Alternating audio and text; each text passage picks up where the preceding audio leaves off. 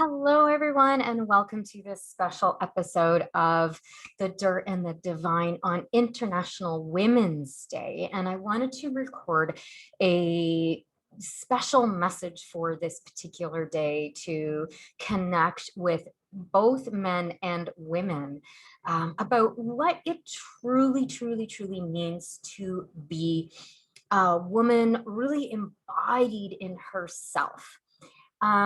First of all, I mean, these days should be celebrated all the time, right? Like we should be celebrating our birthday every day. We should be celebrating women every day and men every day and kids every day. I mean, I guess we probably do celebrate kids every day, don't we? Just by default of them being kids, right? It's like, when does mom get a day? Oh, once a year. What? That's not fair. Um, I mean, I'm of the belief that every day should be Christmas. Every day should be your birthday. Every day, because there is so much joy available for us all the time, even when we are in the midst of deep pain or uncertainty or weird stuff that's going on, either around the world or in our lives or whatever, right? I mean, this kind of the world is not perfect. And so, of course, we're going to be experiencing the dirt and the divine at the same time, right? And the key is to make sure that we don't get so looped into the quote unquote dirt that we lose our divinity and that we don't bypass the in order to get and stay in the divinity, right? We want to make sure that we've got a nice little balance of all of it. And that's exactly what I wanted to come in here and talk to you about today. So this message might be a little bit different than other messages that you're hearing out there today. And we have come really far as far as women goes, the women empowerment, I should say, movement goes over the last 50, 60 years, right? And the challenge that we have is that we still have a ways to go. And it's not the external stuff as much as it is the internal. Okay. So bear with me here on this one, right? So yes, we need equality. Yes, we need to have these Me Too movements. We need to raise awareness out there about the challenges that women face, right?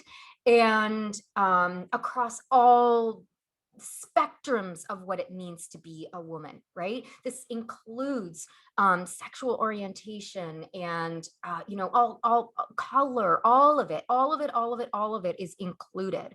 No matter who you are or where you're from, whether you're a privileged person in a first world country or not, right?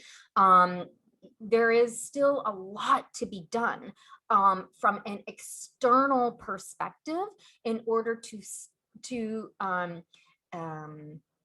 bridge the gap and educate and raise awareness around what's out of balance here for women across the board, right? No matter how you identify within that framework, okay? But we have a ways to go. All right. And we have a ways to go where it comes to our sons and our daughters. And I'm including boys in this, I'm including men in this conversation because it's important that it's 50% almost, right? And so we need to have a symbiotic relationship here. We cannot have a relationship where we are angry at the other side for the repression, because that's just going to continue to keep us in victim and nobody's going to listen to that, right? It's like when you have something to say, if you're screaming at somebody's face, they're not going to listen to you. But if you talk nice and calmly and you're like, hey, this is what's up here, but you're coming at it from a place of power and a place of strength, it's very different. You will be listened to, you will be heard, right? And so we've done an amazing job with that external raising awareness piece. However, what we still need to do, all of us, is continue to go within, because there's no point in having a conversation about empowerment out there if you're not feeling empowered within yourself. So if you're encouraging your daughters or your sons or your friends or whoever it is to be more vocal, to have more of a say, to have boundaries, to be treated equally and all the rest of it. But you yourself have not done that work, and you are still, shaky on your boundaries. You're still people pleasing. You're still looking for external sources of validation for yourself. Then your message isn't going to land as deeply as if you have been doing the work on yourself. And it's kind of like, and so if we bring it into the house, right? If we bring it into our closest relationships, whether you have a child or not, whether you are an aunt or an uncle to somebody, or you are a parent to somebody, right? There's probably someone in your life, a child in your life, who you want to be a solid representation for. You want to be a demonstration of strength and integrity for this particular person, right? And so you already know that comes from within, that comes from you, right? And this is a big challenge that I see with a lot of women that we have a kind of sort of against us in a way. And just to give you an example, it's like telling your kids to eat broccoli while you're scarfing down a bag of chips, right? How are we meant to educate our daughters about empowerment while we as women are not empowered? If we're people pleasing and we are putting ourselves last and we are being used in some sort of way, we're allowing that, and we're allowing ourselves to be in victim, and we're allowing ourselves to be treated in a certain way, right? Because we're not speaking up for ourselves because we don't know how. We don't know how to use our voice, or we feel really bad when we use our voice. We don't want to hurt somebody else's feelings, whatever it is that comes up for us when, when there's an opportunity for us to be empowered in all situations. Yet we're telling our daughters, like, don't follow the crowd, and, be your most powerful self and listen to your truth. What does your truth say for you? What do you want to do in this situation? So on and so forth, right? But if we're not following that, it is literally like we're telling them, eat some broccoli, and we're scarfing our face with chips, like the message is there, but it's not going to land. And this is why I take my job really seriously. Like, I am embodied in this work. This is not just something I talk about. This is something that I practice on a daily basis, that I have become over the course of the last few years, from being somebody who was afraid to speak my truth, who was giving my power away constantly in the bedroom and in the boardroom. I was always giving my power away. And that felt really shitty. And when I started to pull that power back and recognize that, oh, wait a minute, I am the source of that, it shifted everything for me. And it's not just lip service, like, it's something that comes from a very deep place. And this is what happens when we learn how to do that and be that for ourselves. Then it's like by osmosis, our children are learning. They're seeing how we have a conversation, a difficult conversation, let's just say. They're seeing how we are handling a challenge, uncertainty, our bodies, how we feel about ourselves, our self-worth, our self-esteem, all of it, our emotions. They're watching how we handle that stuff, right? And if we don't have a solid set of tools and practices and awarenesses around what a true empowered feminine is, a woman is, then we're kind of like saying yes to it, but like we're saying yes to the broccoli, but we're not actually eating it. Okay. So here's some examples of how I've seen, that there is still a gap of personal empowerment. All right. So last year I was in 2020, I should say, because who knows what year you're watching this in 2020 in February. I was invited to go down to Los Angeles and for an event that my amazing cousin was running. And it was all for entrepreneurs, and it was tied to this like celebrity Oscars event, which was really cool. So it was like a gala after party, and I needed to get like a gown because it was the Oscars. And it was really cool. It was a really fun time. Demi Moore was there, and Richard Dreyfuss, and a couple other celebrities. It was a really fun weekend. Was it a week? It doesn't matter. Anyway, I needed to buy a gown, and so I went to a store in Toronto. I'm not going to name it, and it was insanity. I'm like, what is happening here? It was late January, early February, or something like that. And I'm like, what is going on? There were so many girls in the store. It was like craziness. And all these girls were like really insecure. You could feel it. You could feel the insecurity. And I asked the store owner, I'm like, what's going on here? Why is it so busy? Like, it's January. Why is everybody buying a gown? And she said, oh, this is prom. And I'm like, prom? Prom's not till June. Like, I remember buying my prom dress in Le Chateau, like the week before. And she said that the shopping starts in like September or something the year before, September or October the year before. And you need to get your dress and you need to put it on Instagram. And if somebody else has that same dress, you're done. Like, you can't have the same dress. And I was like, oh my God, that is an intense amount of pressure for a teenage girl, like ridiculous. And then my second thought was, what? The parents of these children are letting this happen. It's like they're supporting it in a way by bringing the girls to a store like that, bringing them shopping at that time, allowing them to get into that mindset of it's okay, like you can compete. It's competition. And it's that's so damaging. This is really damaging to our self-worth, our self-esteem, our empowerment to go to compete at that level. You're competing against other women, other girls. That's what we're teaching our girls in that situation. It's not a friendly, loving thing at all. This is who looked better in it, who looks better in it. And this is why women have a really hard time supporting each other, because they're in freaking competition with each other. Like, what?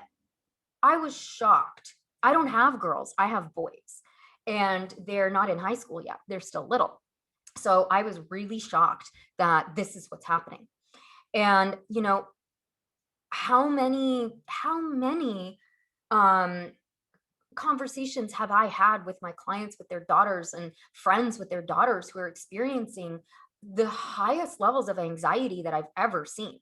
It's unreal how much anxiety young people are struggling with right now. And this is all down to self-empowerment, the knowing of thyself, knowing who you are and being okay with who you are in the face of everything. Who cares if your dress is the same as somebody else's? Oh, I guess we do. And that was really terrifying to me as a women's empowerment coach and thought leader. And I was like, wow, that's crazy. And I also recognized that I was contributing to it because I was in the store buying a gown. And yes, I would be hella pissed off if somebody had the same gown as me, because my ego would not like that. So at the same time, I was contributing to that machine as I was seeing that machine. And yeah, it's taken me almost a year to talk about this, because I don't know why, but it has. And it was just really shocking to me that we are in 2021 with all of the education and all of the information that we have, and we're letting that happen, and when I say we, I'm now addressing the woman. I'm addressing now you and me, right? Us, 40s, you know, with our children, 30s, 40s, 50s, you know, with our children who are witnessing um, our daughters be in this space of competition with each other, be in this space of desperate anxiety and depression and mental health issues. And on top of it, we have, what's going on around the world right now. So we need, need to step up with our own self-worth, boundaries, confidence, but from a place of alignment, a place of love. It is no longer this pushing, striving, goal oriented, like grind your face into the pavement, competitive landscape. We cannot operate that way anymore. We cannot. That's what's causing all of this bullshit. And again, I don't know anybody who's in high school right now because my kids are a little younger. But a friend of mine and we were talking the other day about how, girls are just giving away sex with boys, like it's different now than it was when I was in high school. I really actually liked the guys that I was sleeping with, and I was still severely slut shamed in high school for actually having a sex drive. That's another thing, like women's empowerment, and I'm going to get to that in a minute. That it's sexual power is very, very powerful, but it's how we use it, right? And being on our knees in the bathroom doing what girls do for boys is not empowered. And there is an empowered place that you can come from for that, for sure. But are we teaching our girls that? I don't think we are. I don't think we are. And, add on top of that, this whole ability for us to be able to just ghost each other and not confront the more difficult things. Like we've got a lot of work to do here, women, and it starts with us.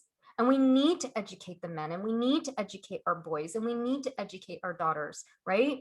And I am speaking to you as a straight white woman here, and that's, might be some of the language that I'm using or whatnot, but I am trying to be as inclusive as possible with this message, because I know that there are so many different varieties of everything out there for us to consider. So this is coming at you from that particular perspective, and not meant to offend or harm or anything like that. Of course, it's just meant to say, holy shit, we still have work to do. And that work is our own internal work, no matter who you are, no matter what's going on. Okay. Because when we are in a place of being and feeling strong and coming from that loving place, which I'm repeating myself now, but is really what's going to help shift what we are seeing out there in terms of our young people and the anxiety and all of the stuff that they're struggling with at the moment. The other thing that we need to do is, especially as women, because men don't quite understand the wild feminine, and women don't understand the wild feminine. I remember when I first started embarking on my goddess journey, I was terrified of what was happening in front of me. So I was invited to this yoga dance class by a friend of mine, and she's like, "Listen, it's gonna be weird. Don't even think about it. Come half naked, wear your hair down, and just come. Just don't even think." And I'm like, "Whoa, what am I getting myself in for?" Right? And I get to the yoga studio, and there's this woman, Michelle. She was just like, oh, so gorgeous. And she was like, okay, get on your yoga mat, and we're going to play some music, and we're going to dance. And I was like, what is this? And I was so like, oh, I can't do this. I can't. Oh my God, look at that woman over there. She's just like flouncing around. Her arms are flaying all over the place. She's swinging her hair. She's so fucking wild. Like, what is this? It was really intimidating. Really intimidating. And people, that was like 2017. or 2016. Okay. So it wasn't that long ago for me. And I was like, wow, what is happening here?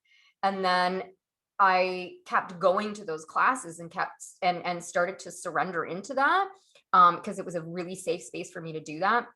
And then I realized, oh, okay. Okay. Oh my God, actually, this feels like the most friggin' natural thing in the world, to be wild, to dance with no abandon, to have no, linear movement, to go with the flow of how I'm feeling, to have my emotions honored, to want to scream and howl and nobody's like giving me the side eye, to be hugged so deeply, to have eye contact so perfectly juicy and delicious, to have such compassion and such love and acceptance and belonging from women I have never, ever met. That is what helped me on my journey, in order to recognize and understand that that innate power that I have within myself, which women have, we have this quote unquote witchery in us. And this witchery is our intuition. It is our inner knowing. It is the most powerful superpower we have available to us. And I did another podcast about this just the other day. So I really encourage you to listen to that podcast, because I go into a lot deeper about what is the intuition and how from your fear and your intuition and all of it. It's a really amazing podcast. You're going to get a lot out of it.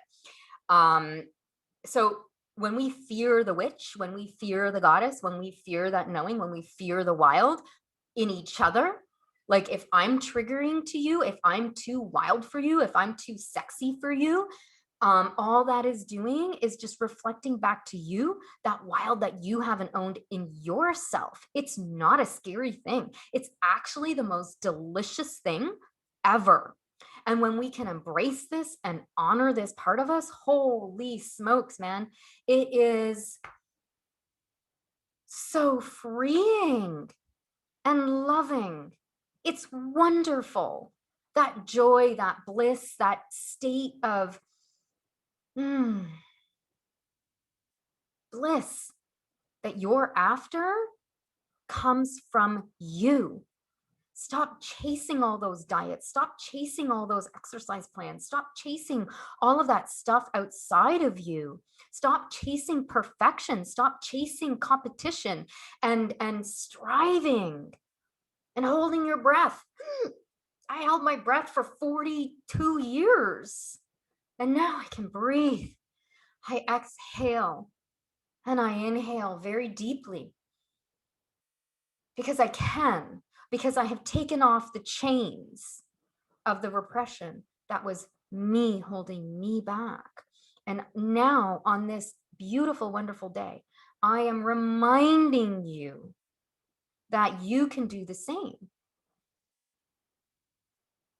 When the feminine in all of us, masculine men and women, or however you identify, let me just say one thing. The masculine and the feminine is not man, woman. These are energies. It's not gender tied. I just want to make that very, very, very clear. Okay. You, all of us have masculine and feminine energies within us. This is the yin and the yang. And the yin and yang is not a gender thing. It's a symbol for healthy masculine and healthy feminine energies within us, right? And when those are out of balance, now you have a chaotic mind. You have a chaotic life. You have chaotic relationships. You have a lot of anxiety and depression and all sorts of stuff. You want to get these pieces of yourself in balance. And the easiest way to do that is to start to identify that masculine and that feminine within you and make those pieces healthier for yourself.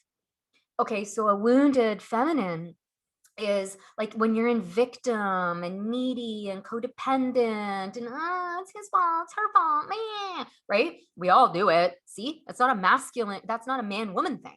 That's a wounded feminine.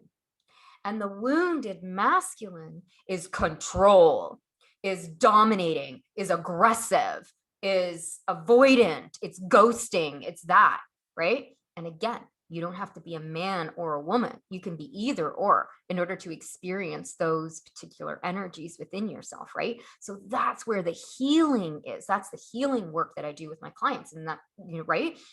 Those are the things that you want to heal. And to heal that, you've got to take a step back a little bit and take a look at what is your shadow material, what's hidden in the dark, deep subconscious parts of yourself. That's healthy feminine. That's when the feminine comes in and says, yep, nope, destruction, death, done, right? We're done. And the healthy masculine, we're done so that we can allow something much more in alignment and beautiful and loving into our life, right? And then the healthy masculine creates that structure. So the control turns into structure. The control turns into a beautiful level of discipline, okay? That allows you to keep moving forward within yourself and not freaking let yourself down constantly because you don't have that internal structure within yourself. It is the calm, it is the mountain within you, right? And then the feminine within you is that free flowing, creative, like crashing your waves. Think about it this way. You have the crashing Pacific crashing up against the mountains of the Pacific, right? Like if you've ever driven along the coast of the Pacific Coast Highway, that's what you see, right? It's just like those mountains that are there. They don't move, they're solid. And then the Pacific is like, yeah, girl, I might be like wild today, I might be calm today, you don't know. Now imagine having that balance within yourself where you can bounce around and be as wild as you freaking want, but you know that you've got yourself. That's what I'm talking about here. And this is what we have an opportunity to teach our children. When my boys have emotions, I go into my very strong masculine container for them. And I say, bounce, cry, scream, emote. I don't care. Bounce. There you go. You have a beautiful container and I will be your mountain. You go be wild. You know? And that is what our children need, is to know that they've got that kind of safety. It's not just about whether or not you can afford to take them here and afford. No. Do you have them? And if you don't have yourself, they don't feel secure in you. So here's what I want you to work on, okay, on this beautiful, wonderful day, is take in what I have said here and ask yourself questions like, where am I out of alignment in my life? Where am I pleasing others still to this day and I don't want to? Where am I being controlling and manipulative? Where am I not owning myself? Where am I not being wild? I used to be so freaking controlling that if I had my hair in a ponytail and there was a single hair out of place, I would hairspray the shit out of that. It was like I had to be like a helmet in myself, in my hair, in my being. Like nothing could be out of place because I grew up with so much chaos that I created so much damn control within myself. If somebody was a minute late, I would freak out. I couldn't go with the flow. It was too scary for me. But now I embrace it and it's wonderful and it's beautiful because I create structure within myself too. So trust your intuition more. Go back to that other podcast and have a listen to that, and you're going to get so much freaking value out of it. It's not even funny. Pay attention to the external things that you are using outside of yourself for validation, right? And it's okay. Like that's part of our journey. If you've switched over to using healthier external validation things like a dog, a cat, a podcast or a coach or a mentor or a spiritual guide or friends or something like that, that is healthy.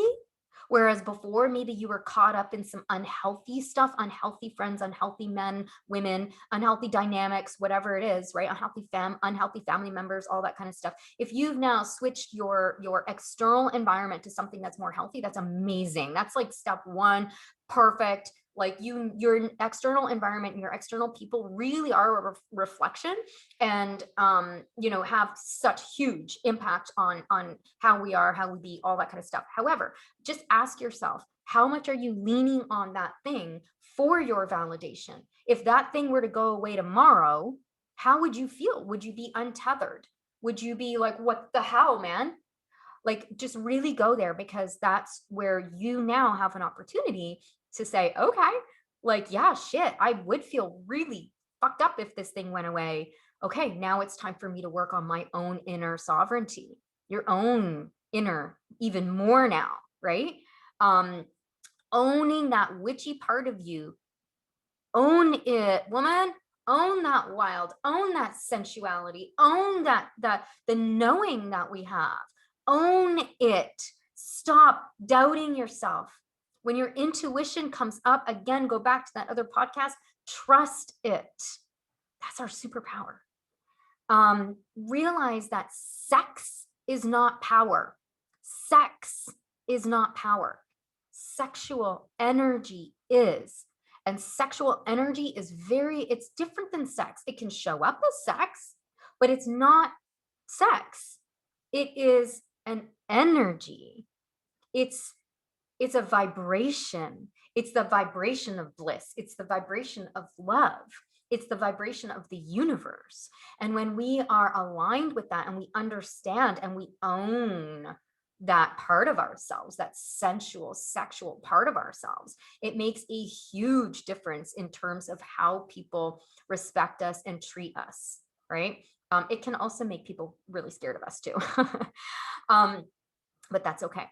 And you want to be a goddess everywhere. It's the only way, right? You want to own this everywhere, not just inside your home while you're dancing in private. Bring it out there, bring it out there, bring it out there. The world needs more women to be dancing in the streets. I dance in the streets all the time when I go for my daily walks. I'm like always dancing, hi, like, oh my God, I love this. The sun is so beautiful, or the clouds are so beautiful, or whatever it is. I'm just appreciating the environment around me as much as I possibly can. And I do not ever see anybody else doing this. It's really sad, because we have an opportunity now to spread, especially right now with everything that's going on. There's no reason why we need to keep that misery when we go out in public. Let's be wonderful to each other and be in that goddess space, even as a man, right? The goddess is within all of us. The Shakti is in all of us, and Shiva is in all of us, right? There's just more dominance of one or the other, depending on what feels most comfortable for you. And you won't know until you open up, right? So open it up. It doesn't matter. People are going to look at you and they're going to think you're weird until this is normal.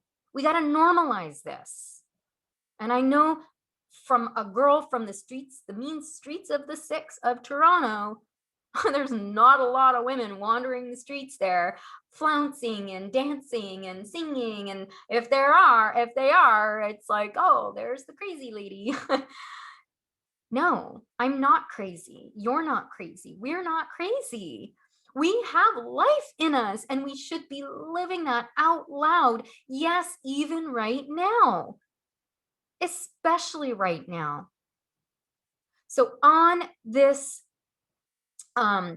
beautiful, beautiful, beautiful day that is no different than any other day, I really encourage you to take this message to heart and embrace everything feminine and woman about you. Not just the roses and the pink and the this and the feminine external stuff. No. Own your intuition. Own your feminine power within you.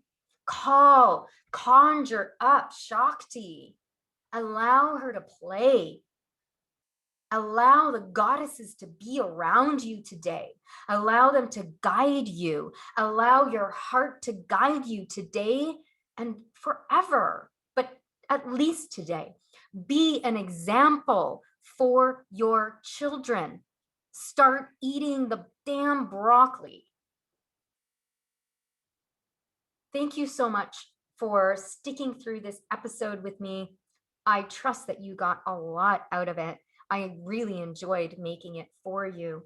And I am here to answer any questions that you might have about this particular topic. If you're curious and you want to know more, I got so much stuff for you: books, resources, programs, audios, podcasts, like holy crap. Anything that you need about this particular topic, I've got it for you. And if you are looking for a coach or mentor, then you would need to get a call on my calendar and see if I've got any availability in order for us to work together, and at what level would fit you the best. And I would be more than honored to assist you in this journey, because this is so much of what we need right now in terms of the collective, in terms of humanity, but especially for ourselves, and especially for our children. Thank you so much. I'm Krisha Young. This is The Dirt and the Divine, and I shall see you in the next episode. Bye.